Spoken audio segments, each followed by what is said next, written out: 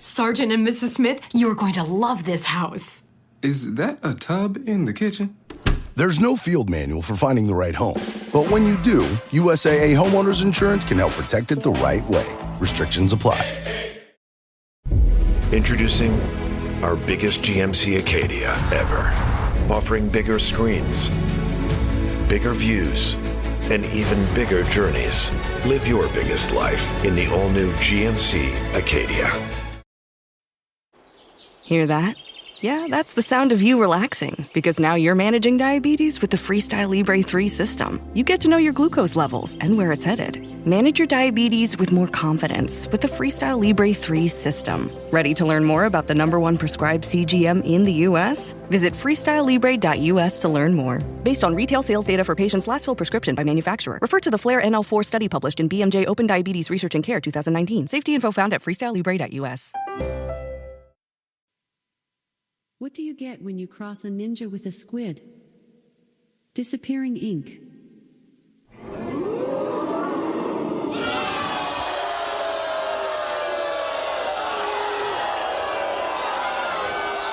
If you just read the bio for Dr. Steve, host of Weird Medicine on Sirius XM 103 and made popular by two really comedy shows, Opie and Anthony and Ron and Fez, you would have thought that this guy was a bit of, a clown. Why can't you give me the respect that I'm entitled to?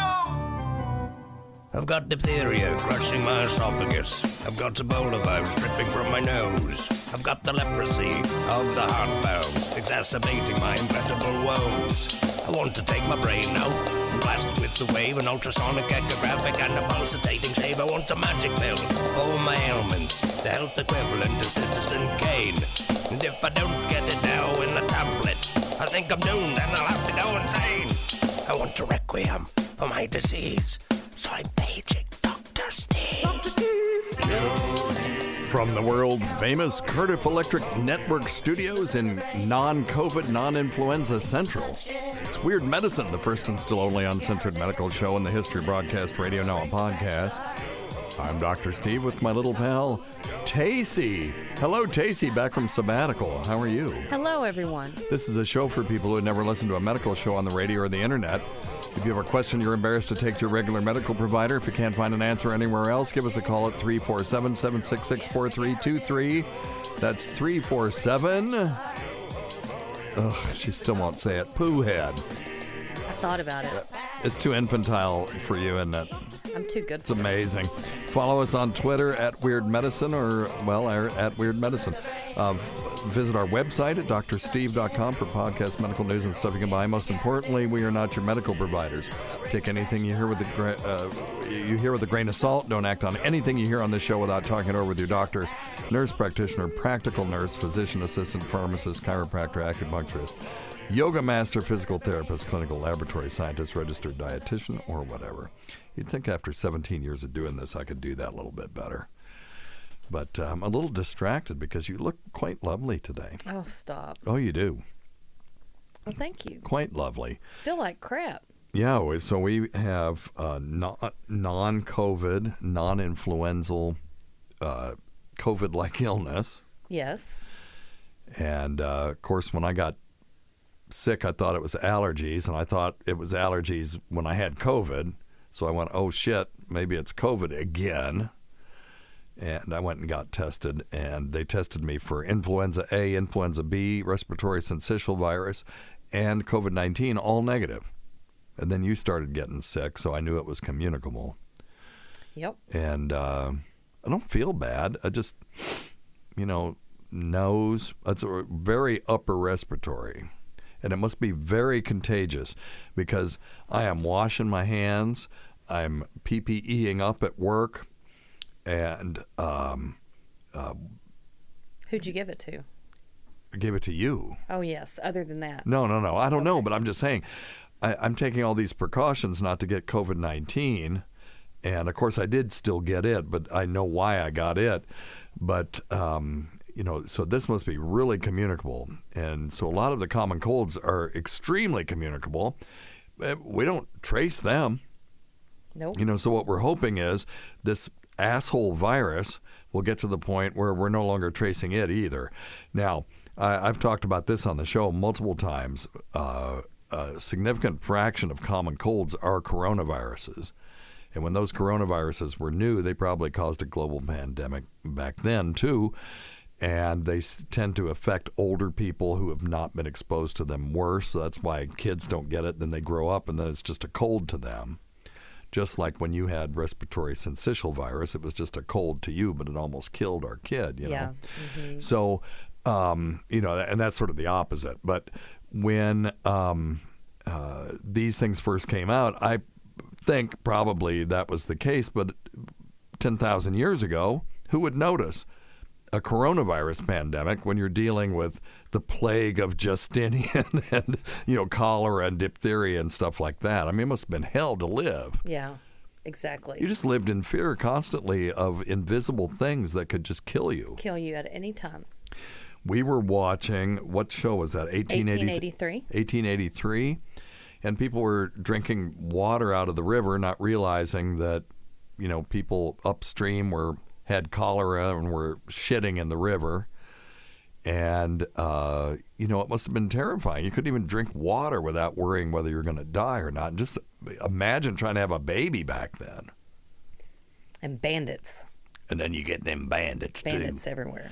You better watch out, them bandits are coming. It's a good show. It's a really good show. With a really good Tennessee accent? I'm usually Can I not say a big, absolutely. I'm not a big frontier type person for TV shows, but this is a good one. And yeah, well, Faith Hill, I think she's from Tennessee, right? We should probably look that up. Echo, where's Faith Hill from? Mike Hale is from Dallas, Texas. Mike Hale, it's not what I was asking. Okay. Faith Hill. Audrey Faith Hill McGraw is American. Okay, of course. And where was she born? Let's just get to that part. Where does she live now? I'm sure she lives in Nashville now. Yeah, I would assume so. So anyway, we'll try not to cough No, she was on you. born in Ridgeland, Mississippi. Okay, well, anyway, but her southern accent is authentic, and Tim McGraw's is pretty authentic. So it's not those sort of phony, baloney southern accents that you get when you watch some of these shows. Yeah, too much. Yeah.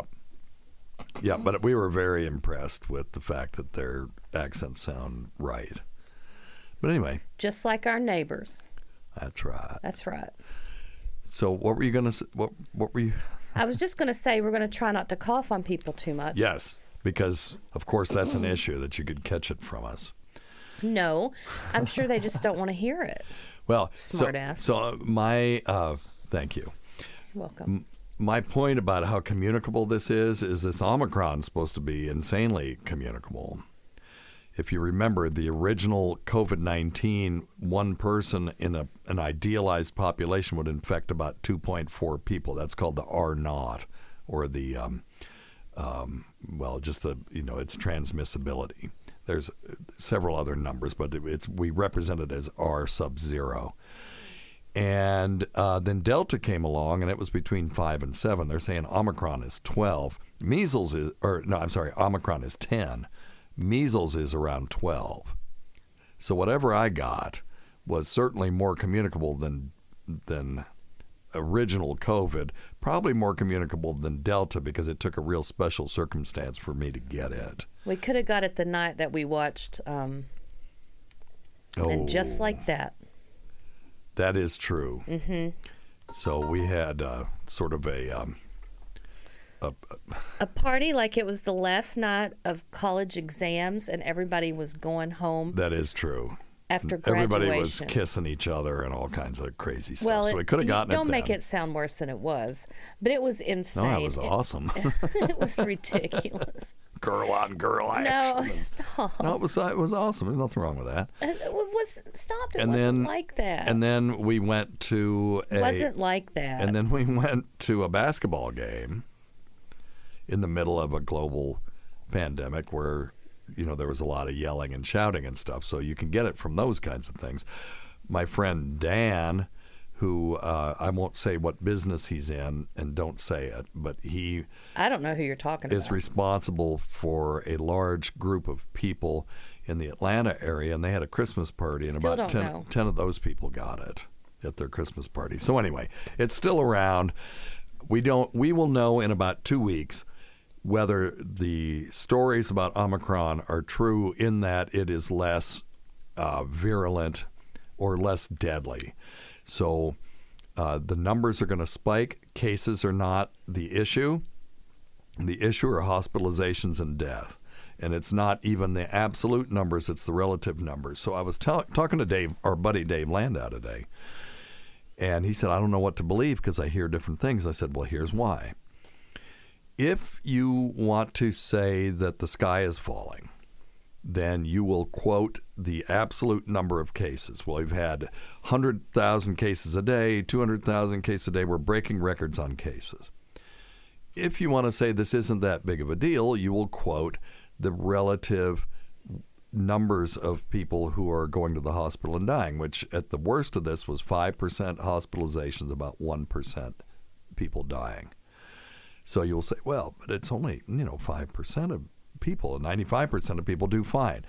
So it all depends on your bias going into this. If you're a sky is falling person, you will quote the absolute numbers. If you're this isn't such a big deal, then you will quote the relative risk numbers.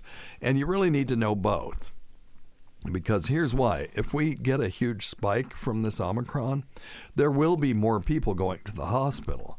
That doesn't mean it's more deadly or more prone to severe disease. It just means that the numbers are huge.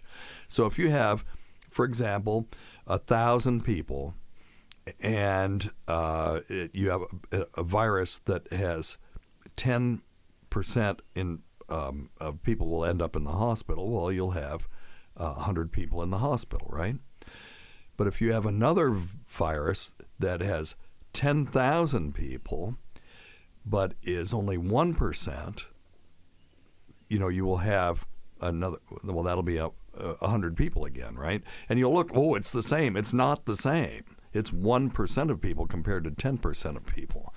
And then if that same 1% becomes 100,000, well, now you've got 1,000 people in the hospital. It looks like, oh gosh, we've got this huge spike in hospitalizations, but the relative numbers are still 1% compared to 10%. Does that make sense? Not really. No? But I heard a new theory this morning. And this new theory is a friend of ours has a friend of ours. Okay. A friend of ours has a friend of hers who doesn't believe in vaccinations, but does believe... She doesn't believe they exist? No, doesn't believe in getting them, but does believe that keeping your gums clean and using Listerine come on, will keep you away from getting it. Really? Mm-hmm. Oh, wow, that is very interesting. Please tell me more. Can you, shut up? Well, that's because you're an idiot. Okay, anyway. All right. Yeah, that's... I would like to see her double-blind placebo-controlled trial data on that. Yeah, I'm like, why not just the science? She goes, I don't know. So that was the end of that. Well, you discussion. could do science on that. Listen, if someone had that hypothesis, you would we could do a study. You take 1,000 people, you give them Listerine and whatever gum thing, a water pick that you want to do. And you take 1,000 other people and you match them. Okay, the same number of, let's do it all unvaccinated. That makes it easy. And see if there's a difference between the two. If there is a statistically significant difference in the Listerine group versus the placebo group, and it's hard to do a placebo with Listerine, but you could do it, then you can say, yeah, this actually has a net positive effect or a net negative effect. Maybe it makes people worse. But the most likely thing is it will be within statistical the statistical error on both sides, and there will be no effect whatsoever. But you could do science on that. Yes. On a separate note, I used the water pick today. Oh, yes. And it worked. Oh, good. Yes, I used it the way you told me. So we have, some people know that I got Invisalign because I'm planning on doing some TV after I retire. Oh, yeah, that's right. We'll do that one. Oops, well, shit. and I don't want to have this snaggletooth in the front. It drives me crazy when I'm doing cameos for people. By the way, check out our Cameo. Just search for Weird Medicine on Cameo. They're cheap. After the first of the year, I'm going to go up. So if you want a cheap howdy-do and a fluids and secretions, my tagline is, I hope you have a year filled with fluids and secretions, but only those not tainted by chlamydia and gonorrhea. So that's nice. Is that a good tagline? Okay. All right. So, but yeah. So, and then check out our Patreon. Basically, our Patreon is what Tacey and I are doing now, but we are doing relatively short shows, but they're filled with phone calls and stuff. So and no ads, content. Yes, and hilarious content. Yeah, no. Classic content. Classic content. I found a show the other day that I was playing before we went live with the video feed, and I was listening to it. I said, "This is actually pretty good." It was like number 20. And so it was different back then. We were a little bit more raucous. So we're putting some of that up that can't be found anywhere else. And we're going to have some celebrity guests and some other stuff like that. So, all right? Okay. Okay. You want to answer some questions? Let's answer questions. Number one thing, don't take advice from some asshole on the radio. Nope. Thank you, Ronnie B. Especially these two. All right. Hi, Dr. Steve. Hey, man. John from Chicago. Hey, John. Hi, Dr. Scott. Tacey, if you're there. Bases, Besmoch, or fuck, I'm sorry, I fucked that up. Anyway, how you guys doing? Hope you're great. Thanks, man. Here's a random wives' tale that I got told when I was a kid. I've since not doing this anymore, but I was told by a certain family member when I would be sick, sometimes when you're sick, you got all that bile in your throat, and I would spit it out, and they would say, "Don't do that. It's bad for you to do it. You got to swallow it." And was it? I wonder if the old wife he was talking to was Myrtle.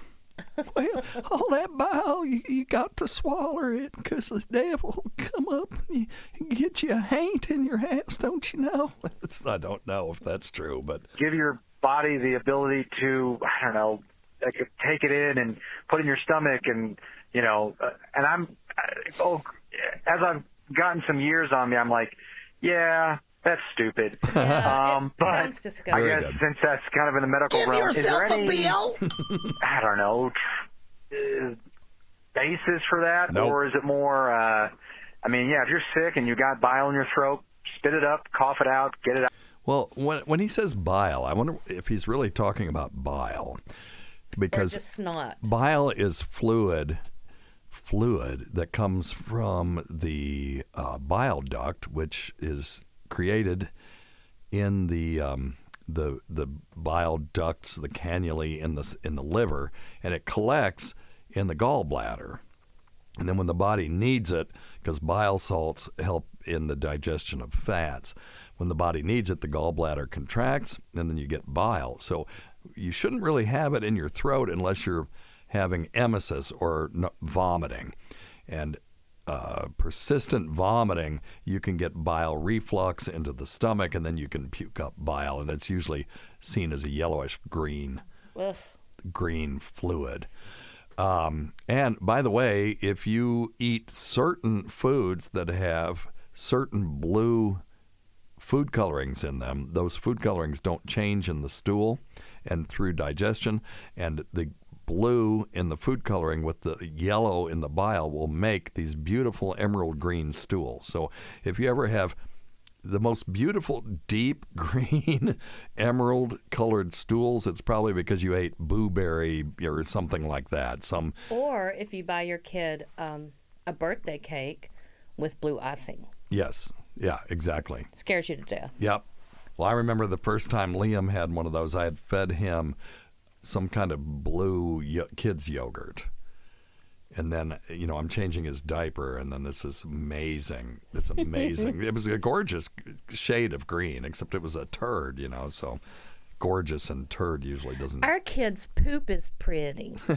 I'm sorry, I popped my pee. Yeah, that you did. Thank you. How do you, there's no point in it being in there.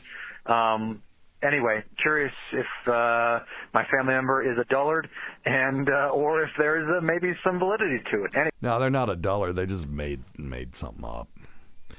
And they just didn't want to see you spitting up biles, what it is, so they came up with that excuse. Because, you have some the kids are all snotty and gross and gooey, and then you got this kid spitting up bile. Well, yeah, just tell them to swallow it.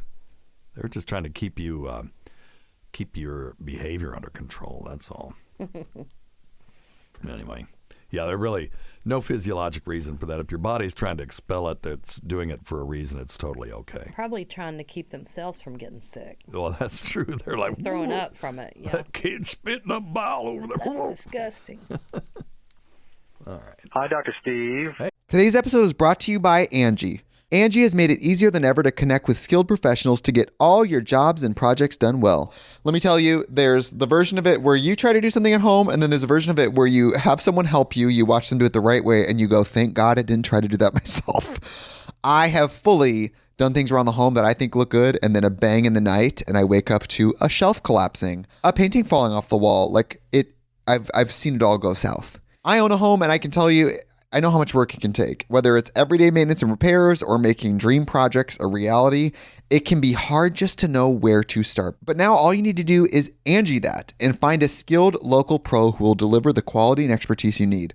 Whatever your home project, big or small, indoor or outdoor, you can Angie that and connect with skilled professionals to get the project done well. Right now, one of my wish lists is I want a bike for my condo in Milwaukee, and I would love to rig it up on a pulley in the ceiling because I have one of those lofted ceilings, but I'm so scared to try that on my own. Angie has 20 years of home experience, and they've combined it with new tools to simplify the whole process. Bring them your project online or with the Angie app. Answer a few questions and Angie can handle the rest from start to finish, or help you compare quotes from multiple pros and connect instantly, which means you can take care of any home project in just a few taps. Because when it comes to getting the most out of your home, you can do this when you Angie that. Download the free Angie mobile app today or visit Angie.com. That's ANGI.com. Hi, Dr. Scott. Hello. Hi, Casey. Hi, everybody.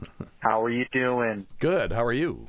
Great. Excellent. This is John from Chicago. I've called before. Love the show. Question about just general about rejection when it comes to organ transplants, things like that. So why, just in general, is it that the body can receive foreign things like blood and plasma, and not reject that, and yet it takes in another kidney, even if the body needs it, and it says, no, I don't want this. Why? Well,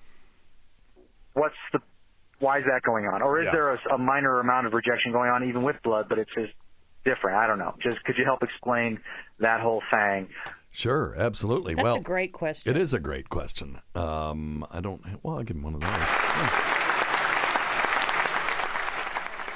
So there is a form of rejection when you do blood transplants. That's why we have to match people's blood to the donor. Tacey, what's your blood type? I don't know. Oh. Okay, well, if you had someone that was type A and you tried to give them type B blood, it would coagulate in their bloodstream. And Tacey is O negative, and I'm O positive. Are you sure? Mm-hmm. Okay. And therefore, if she hadn't gotten RhoGAM after we had our first baby, who was Rh positive, she would have rejected all of the other babies that she had. She would have made antibodies against their blood proteins. And that's what happened to Anne Boleyn. That is why Anne Boleyn lost her head. Is she had Queen Elizabeth, and then every other kid after that died of what they call hydrops. And that was just a baby whose mother had rejected it through their immune system. And so if she had not been Rh negative, we never would have heard of the 6 wives of Henry VIII. They would have, because he loved her. And if she had been able to give him a male heir, he would have stayed with her. According to tutors, he really did love her. Yeah, right. And we get all of our information from TV dramas. Exactly. But, history indicates that he loved her as well. So but she was Rh negative, he was Rh positive. She had the first baby. The first baby's fine. And then when that blood mixes during delivery, that's when the mother gets sensitized to those Rh positive proteins. And then the next thing you know, they will have another Rh positive baby inside their Rh negative body, and they'll reject it. So, but if you'll match those proteins on blood, you don't have that. And there's more to it. There's different antigens and stuff that the blood banks will tell you. They've got to match lots of different things, but that's the basics of it. And those are pretty simple. The difference with organs is that the body is always looking for foreign bodies to kill. So if you get a foreign virus or any kind of foreign invader, the body's going to try to kill it if it can. And it has to recognize it as foreign. And so when you put a foreign heart into someone's body, there are these sugar proteins called HLA antigens. And those everyone's are mostly different. You can get people to match up, but mine are different than yours. They're not quite as dense information-wise as, say, fingerprints are. But the body's immune cells are always looking around saying, oh, this one's fine, this is us. It's like friend or foe. And they're constantly surveying those HLA indicators on the surface of these cells, going friend, friend, friend, friend. You're okay. You're okay. You're okay. Wait, who the hell are you? And they don't even ask questions. They just attack. And so you have to suppress those cells in someone. Unless you have your identical twin donate a heart to you, it's very difficult to find a perfectly matching donor. So they'll have to give you medication to suppress those cells from attacking foreign antigens. Now, when it comes to cancer, it's the same sort of issue, as those cells are always looking for foreign cells to kill, and they're going friend, friend, friend. And a cancer that's successful in growing is one that will express those friend antigens on its surface. So the T cells that are monitoring for that will just pass them right by. And that's why cancer can grow. And so what we're trying to learn how to do is to teach the T cells to kill only the cancer cells and leave everything else alone. So ultimately, cancer therapy is going to be an immunologic problem. It's not going to be a chemotherapeutic problem. We will use immunology to cure cancer in the future. That's cool. Does that make sense? I explain that in a way that makes sense. God damn it. Because you're my audience, you know? All right. Yeah, but you talk a lot. Hey, Dr. Steve, and also Dr. Scott. This is a question for you, too. I had COVID in July of 2020. I got a fever about 9 days. Took me about 2 weeks to feel back to normal. But during that time period, I also lost my sense of smell and taste. Now, it gradually came back. However, there are certain things that have been affected 100% differently since then.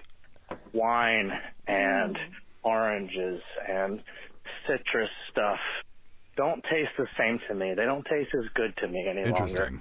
I was a bit of a wine snob type of person, and no longer. It all tastes kind of mediocre to me now. Interesting. The smell of feces or human waste of any kind doesn't smell as bad as it used to. However... Well, wait, why are you complaining about that?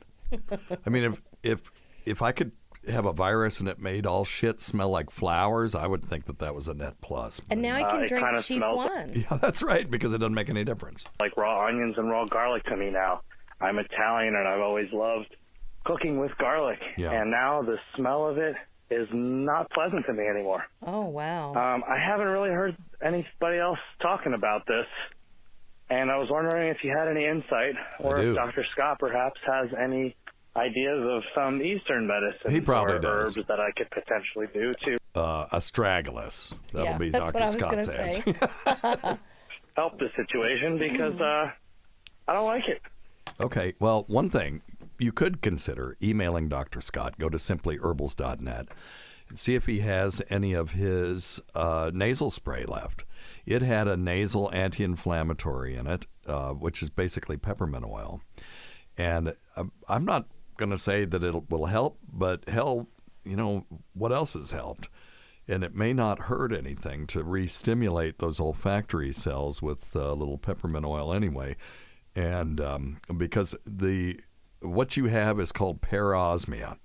Now, there's anosmia. That's a complete loss of smell. So an being the Greek from the Sanskrit, not, and then osmia meaning smelling, or, os is related to sense of smell.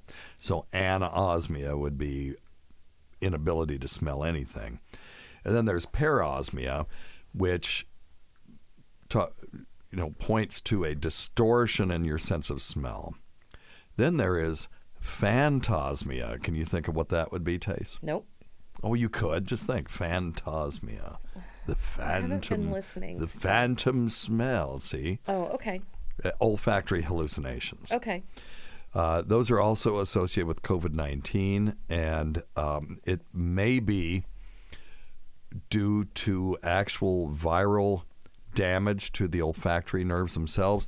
There are a cluster of nerves in the top of the nose near this thing called the ethmoid plate, and they hang down. And they're very complicated chemical sensors.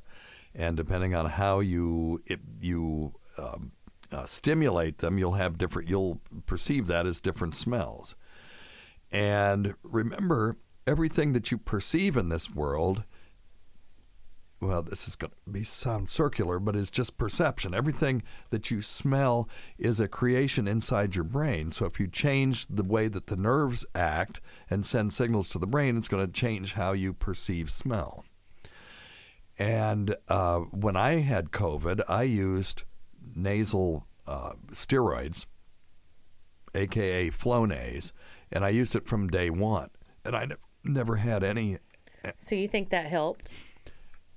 I'm an N of 1 in this clinical study, but I've looked at some other clinical studies that said that they thought that it helped as well. I had no loss of smell, no parosmia, no anosmia, nothing. So I'm counseling people that when they get COVID-19 to start using the Flonase and see if that helps prevent that, because it is irritating. This guy was a wine connoisseur, maybe a sommelier, maybe a master sommelier. Now it's taken that enjoyment away from him. As you said, you're more practical. Yeah, now you can just drink shit wine and you won't be able to tell the difference. But the garlic thing and being Italian and liking that sucks. Sure. The whole thing sucks. Yeah. Now, will it come back? It may come back. It may take 12 months. And, well, he had it in like June or July of 20. Was that what he said? Yeah. Oof. Well, I'm looking at some data here. It said 90 to 96% of patients, depending on the study, will experience at least some recovery of function within 30 days. They plateau over time, with some studies reporting small gains out to 12 months. Now, it's just not COVID-19 that does this. There's non-COVID-19 post-viral smell loss, and the number of people who recover estimated to be about 60 to 65% in those. And patients with COVID-19 related smell loss, about 35% don't recover in 3 weeks. So if you look at all of that, maybe 60 to 70% will recover. They don't know what degree they'll recover. This is still too new. We just don't know. But a couple of the studies that I looked at did seem to affirm that using nasal steroids early in the course of the illness may help prevent this. So I'm just recommending that because I don't think that there's any harm it will do to anybody. Okay. All right. I would certainly try it. Yeah, so sorry, man. That's a tough one. And I guess, it's easy for me to say, well, just be glad you didn't lose everything. But sometimes losing part of something is worse than losing all of it. Although I have lost my sense of smell before. I had a viral illness where I completely lost all smell. and all taste, and it sucked because you couldn't tell if something was rotten. And that was what I was thinking about the whole time. I can't tell if the sandwich is rotten. I can't tell if anything I eat is actually good. And I think that part of the reason that we evolved a sense of taste is so that we could tell when things are bad for us or they're rotten. I couldn't do that, and it was very disconcerting. Anyway, all right. Let's take one more and we'll get out of here. Hey, Dr. Steve and Dr. Scott. This is Mike in Pennsylvania. How are you? Good. How are you? Good. So is long COVID bullshit? It just seems like any news of variants possibly being more mild and not as big of a deal to get. All the so-called experts say, yeah, but we still don't know about long COVID yet. Is this just a scare tactic so we don't let our guard down, or is there any actual data, not just complaints from hypochondriacs on the internet who have made it a new identity to be COVID long haulers or whatever? Right. And if it's not bullshit, then what's unique about COVID to cause this, or are we just ignoring tons of long-term health effects of other viruses people have had and recovered from? So it's like every ailment, the manifestation of some virus we had a long, long time ago. Thanks. Merry Christmas. Yeah, you too, man. And Happy New Year. Happy New Year. There is some data. I'm looking at PLOS Medicine. This is an open access journal. It's a decent one. It's open access. It's peer-reviewed. This is Incidence, Co-Occurrence, and Evolution of Long COVID Features, a 6-month retrospective cohort study of 273,000 survivors of COVID-19. And so they did a retrospective cohort study. This is not great data. This is just where you take their chart. After it's all done, you go back and try to mine it for data. And they looked at 81 million patients, including 273,000 COVID-19 survivors. And they looked at 9 core features of long COVID, which would be breathing difficulties, breathlessness, fatigue, malaise, chest or throat pain, headache, abdominal symptoms, myalgias or other pain, or cognitive symptoms, in other words, post-COVID foggy brain syndrome, not a real syndrome. That. I did have that, yeah. Yeah. I think I still do have it. I'm not as sharp as I was on this show. Particularly, I can tell a little bit. Some people may be able to tell a lot. Anxiety and depression as well. So the co-occurrence network was also analyzed. They compared it with some other stuff, and what they found was 57% had one or more long COVID feature. Well, that tells me if more than half of people had something like that, that's just normal, right? And 33 or 36% had symptoms between 3 and 6 months, and the incidence of each feature was abnormal breathing. That's about 18%. Fatigue, malaise, 12%. Chest or throat pain, 12%. Headache, 8%. Abdominal symptoms, 15%. Myalgias, that's muscle aches and pains, 3%. Cognitive symptoms, 8%. Anxiety and depression, 23%. Now, can you say that was due to the virus or the virus? You know, was it your infection, or was it just that we're dealing with this shit? Maybe. I'd be surprised it's only 22%. I mean, seriously, don't you think that the incidence of depression in the general population after 2 years of this crap is greater than 22%?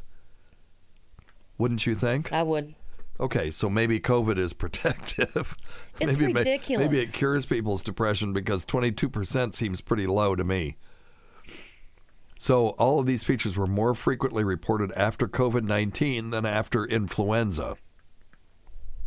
But you do get them after influenza.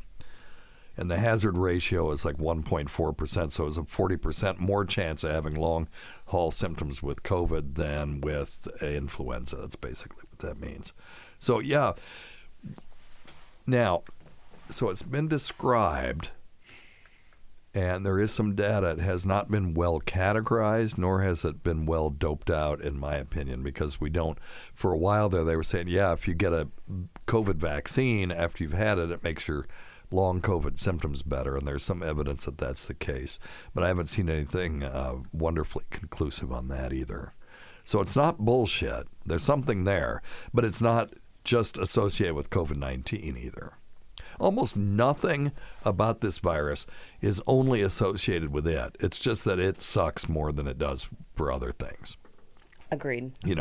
Loss of taste. I've had that. I had that 20 years before COVID. But thankfully I recovered.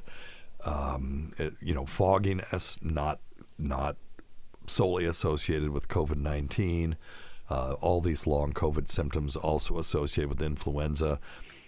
Things like Guillain-Barré that are associated with influenza vaccine are also associated with influenza. The thing that causes influenza or causes Guillain-Barré, which is ascending neuritis, that's when people get weak in their feet, then their knees, then their hips. Then if it ascends up into their chest, they have difficulty breathing. Some of them end up on the ventilator. Can be caused by vaccines, absolutely, but can also be caused by the viruses that the vaccine is trying to prevent. So it's basically the body's immune response to those things that causes the Guillain-Barré, and it's just host dependent. In other words, it just some people it'll happen to them and other people not. Fortunately, it's a vast minority of people. Anyway, so what do you want to talk about? I'm sick of this shit. I'm sick of this shit. How was it that every damn thing was COVID? Well, no, it wasn't. 2 things were COVID related. That's not so bad. One thing was poop related. Yep, I like the poop related stuff. 2 things. 2 things? Yeah. What was the other poop related thing? The guy's poop didn't smell as bad. Oh, true. Okay, right. Peripherally. Pretty green, emerald green poop. There you go. Yeah. All right. You have anything you want to talk about? No. Are we going to, am I going to get lucky tonight because we're both drinking? If you don't mind getting coughed on, maybe. Oh, I don't care about that. Guys don't care about that. That's disgusting. But if you mean if the correct answer is if by lucky you mean me ordering you a pizza, then yes. All right. Well, listen, thanks, Tace, for being here. And catch us over on the Patreon side. It's really fun over there. It's patreon.com/weirdmedicine. We can't forget Rob Sprance, Bob Kelly, Greg Hughes, Anthony Cumia, Jim Norton, Travis Teff, that Gould Girl, Lewis Johnson, Paul Ovcharski, Chowdy 1008, Eric Nagel, the Port Charlotte Horror Taste, the Saratoga Skank, and the Florida Floozy.